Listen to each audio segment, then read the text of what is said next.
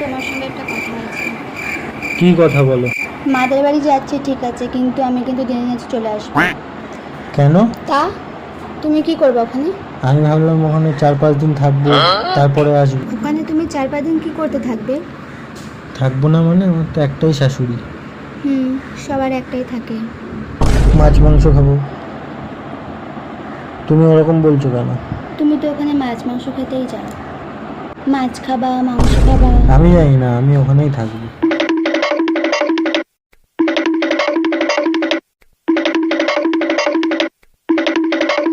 তোমরা চলে এসছো, কই দেখি কি নিয়ে এসছো, দেখি ছোট প্যাকেটে কি নিয়ে এসছো জামাই?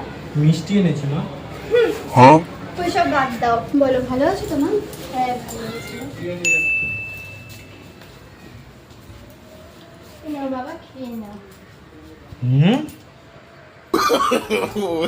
শাশুড়ি মা যেমন মিষ্টি এনেছো তেমন খেতে দিয়েছে।